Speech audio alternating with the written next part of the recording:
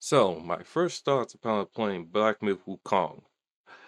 I understand that as the tag of being a Souls-like game, since it actually does follow, let's just say, the high difficulty curve. It's not that you can't get through certain enemies, it's just that certain enemies are a little more tougher. But there's also enemies you could just straight up bypass and not care one bit about. With that being said, first you start off playing the game playing as the Monkey King Wukong being confronted on his mountain. And after the starting of the game, you start playing as someone, a type of, they called Stone Monkey. Yeah, now this game is definitely going to be having a lot of monkey jokes going on, both in and outside the game.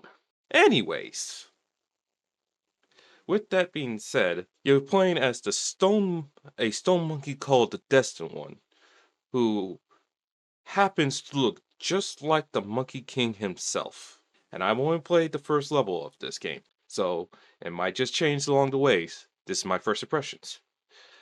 And that is, this game is good. They were actually paid attention to detail with this game, and you can see certain inspirations from FromSoft games. And I'm actually looking forward to playing the rest of the game, especially certain a not really nod, but the stance style that was used in what was the game called again? Ghost of Tsushima, where you can change the stance, your fighting stance, to better suit the situation. Such as when fighting, and I didn't, and I fought these mini bosses, out of order than what they most likely thought you were supposed to. But I decided to fight the Wandering Right first before fighting the wolf with the flaming two-headed spear. And it was a slog. It was a slog, I'll admit it. I died several times to this, but within fighting this boss, I saw the use of the pole stance where it allowed me to strike the head of this boss, which was allow for easier stuns for longer attack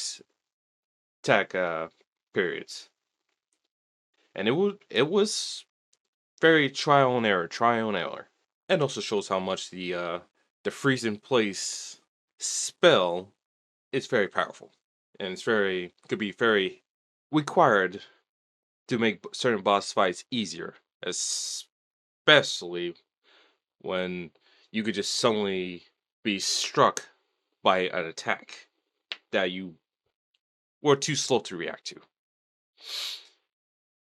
Thus, with my experience with that boss, it made the other mini boss easier to fight.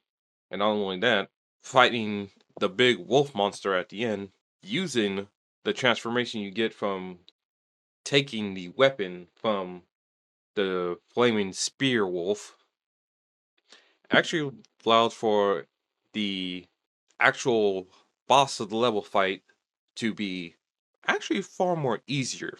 So, if I have to say anything, it does follow the formula of the Souls where you explore the area first, whether you want to try and beat your head against the wall against a tough opponent and get strong from it and get better from it, or just just say farming the enemies. But all in all, this is a great game. This is actually a good game to play. As I said, I've only done this first level of the game. I have not progressed that far in. This is just my first impressions of the game. For people who will play it, who enjoy playing Souls games, Souls-like game, they're gonna have fun with this. But if you're, say, a gaming journalist who have trouble getting past the tutorial level, yeah, you're not gonna find fun in this game. So that is that is what it is.